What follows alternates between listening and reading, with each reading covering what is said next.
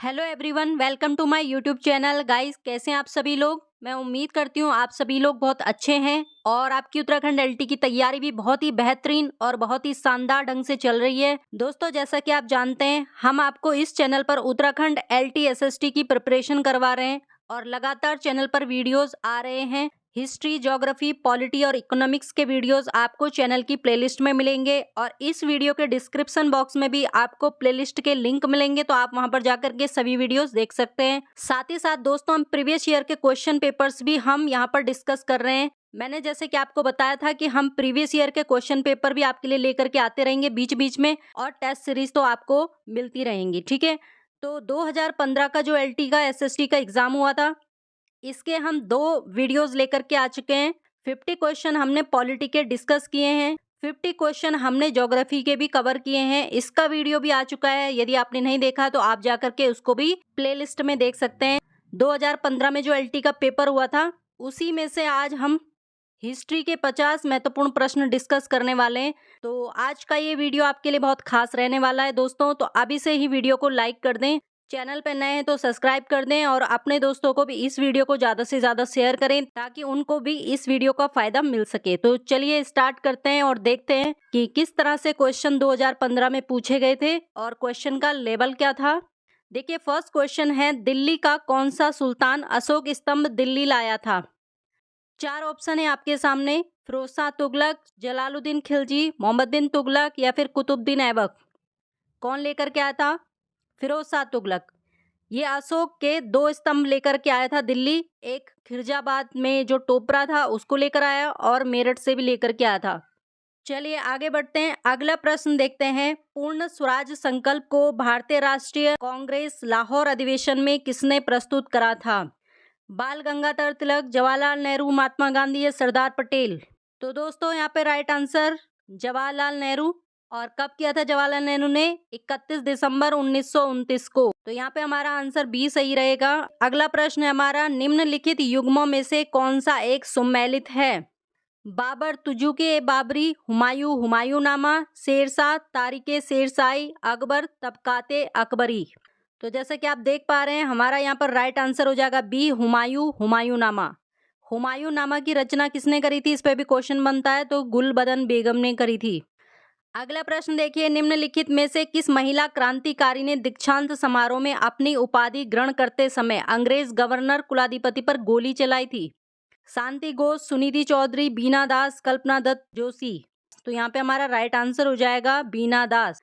अगला प्रश्न, 1857 के निम्नलिखित क्रांतिकारियों में से किसका वास्तविक नाम रामचंद्र पांडुरंग था? कुंवर साहब, नाना साहेब, तात्या टोपे या फिर मंगल पांडे। तो यहाँ पे हमारा राइट आंसर हो जाएगा बी, तात्या टोपे।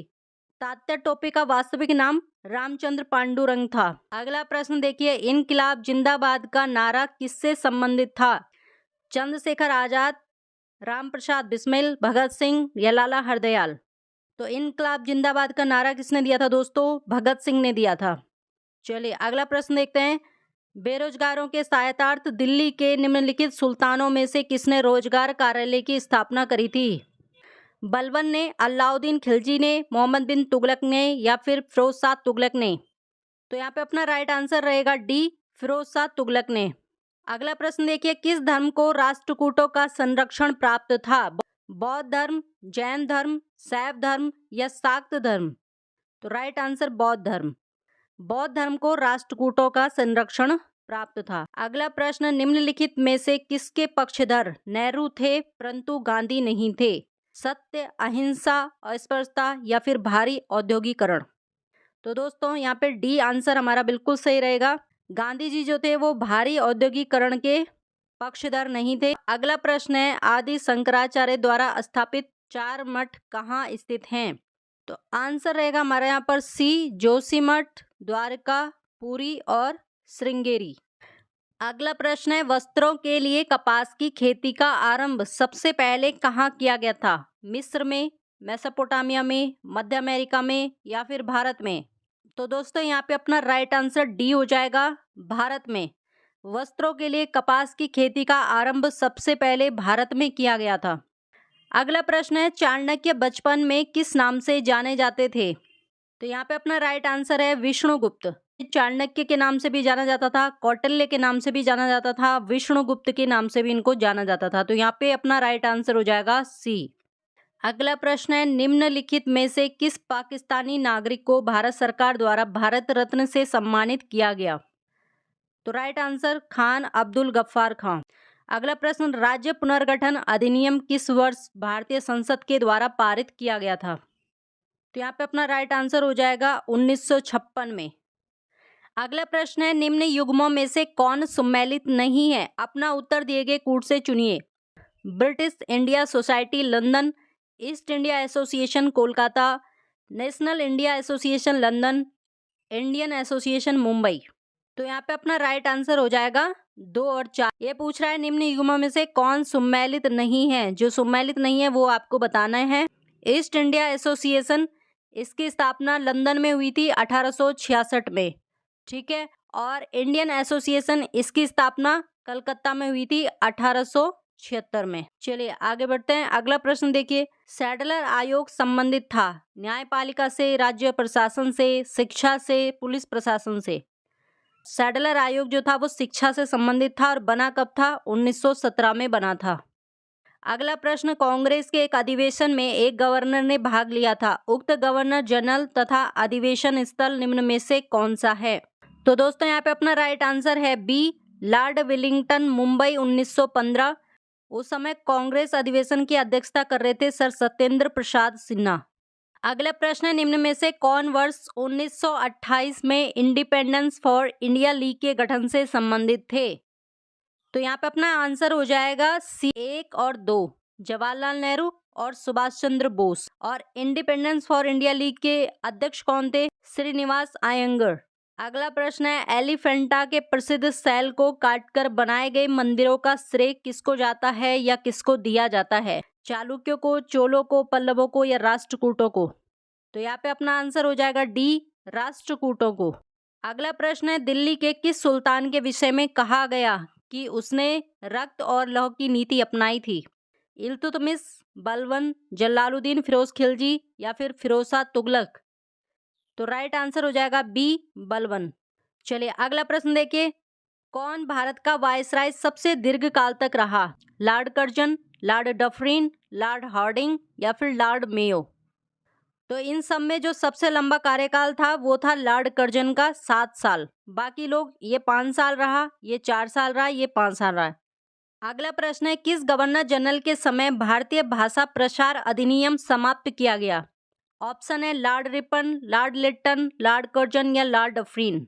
तो दोस्तों अपना राइट आंसर यहाँ पे ए हो जाएगा, लॉर्ड रिपन। लॉर्ड रिपन के समय में भारतीय भाषा प्रसार अधिनियम समाप्त किया गया था और लॉर्ड लिट्टन के समय में शुरू किया गया था।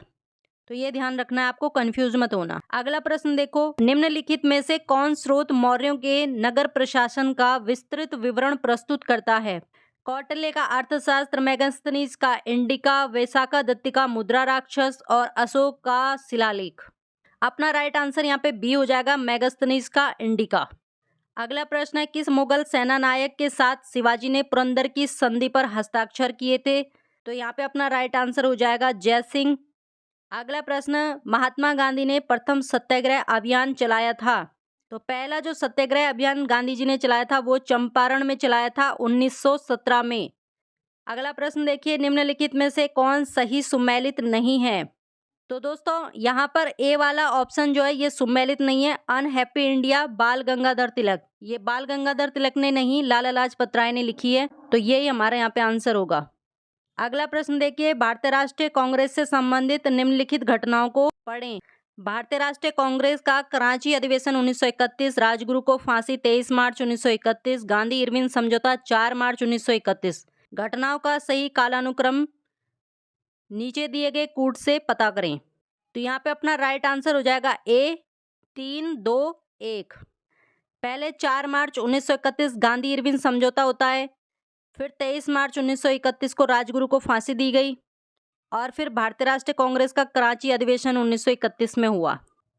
अगला प्रश्न देखिए, 1 नवंबर 1858 को महारानी विक्टोरिया का घोषणा पत्र पढ़कर सुनाया था लॉर्ड कैनिंग ने इलाहाबाद में। तो ए वाला आंसर यहाँ पे अपना सही रहेगा। चलिए अगला प्रश्न देखते हैं। निम्नलिखित में से कौन कभी भी भारतीय राष्ट्रीय कांग्रेस का अध्यक्ष नहीं चुना गया?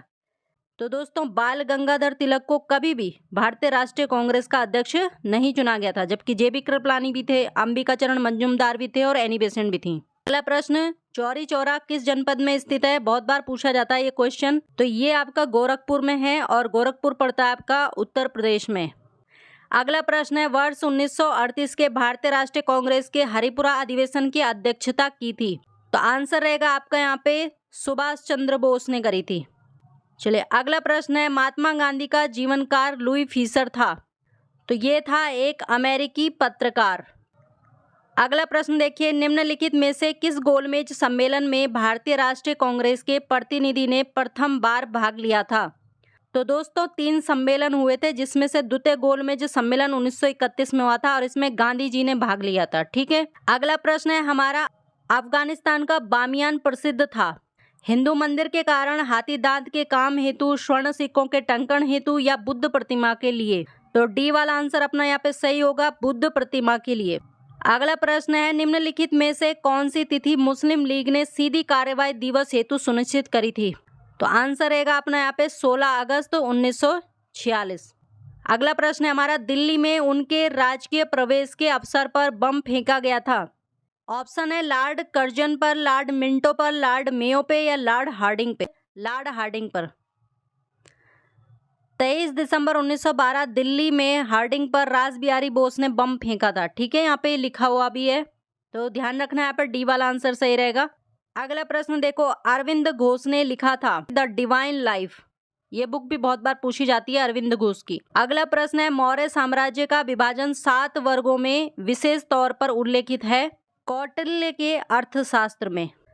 अगला प्रश्न है, वर्ष 1920 में लाहौर से लाला लाजपत राय द्वारा उर्दू का कौन सा समाचार पत्र प्रारंभ किया गया था?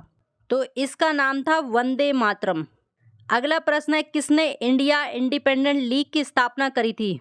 तो दोस्तों ये रास बिहारी बोस ने करी थी। अगला प्रश्न है हमारा, सारनाथ स्तंभ का निर्माण किया था? सारनाथ स्तंभ का निर्माण किया था अशोक ने। अगला प्रश्न है, निम्नलिखित में से किस भारतीय नेता ने खिलाफत आंदोलन का समर्थन नहीं किया था? तो आंसर रहेगा हमारे यहाँ पे मदन मोहन मालवीय ने। अगला प्रश्न हमारा, नाना साहेब का कमांडर इन चीफ कौन था? तो ये था दोस्तों तात्या टोपे, और तात्या टोपे का वास्तविक नाम रामचंद्र पांडुरंग था। चलिए अगला प्रश्न देखते हैं, इतिहासकार बदायूनी ने किसकी मृत्यु पर कहा था कि सुल्तान को अपनी प्रजा से और प्रजा को सुल्तान से मुक्ति मिली?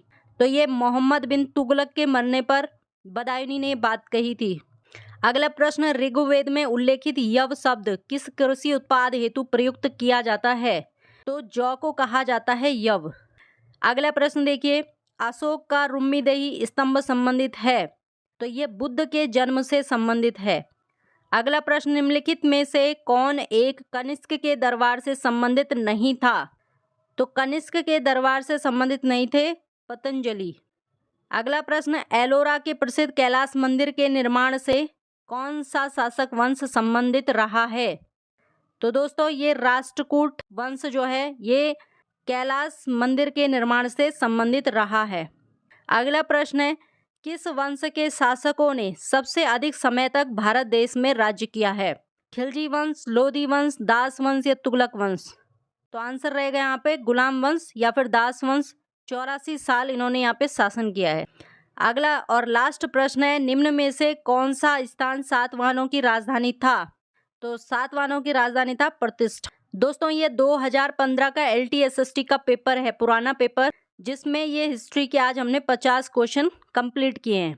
50 क्वेश्चन पॉलिटी के भी हमने वीडियो बनाई है, 50 क्वेश्चन ज्योग्राफी पे भी हमने वीडियो बनाई है और आज हमने 50 क्वेश्चन हिस्ट्री पे भी वीडियो बनाई है। यदि आपने पुरानी ये वीडियोस नहीं देखी हैं तो आप चैनल की प्लेलिस्ट में जाएं, वहां पर आपको ये वीडियोस मिलेंगी और इन्हें जरूर देखें, इनसे आपको बहुत फायदा होगा। तो दोस्तों चैनल पे इसी तरह से वीडियोस आती रहेंगी, तो आप प्लीज सपोर्ट करें और अपने दोस्तों को शेयर करें और चैनल पे नए तो जरूर सब्सक्राइब कर लें। तो चलिए मिलते हैं अगली वाली वीडियो में, तब तक के लिए बहुत बहुत धन्यवाद।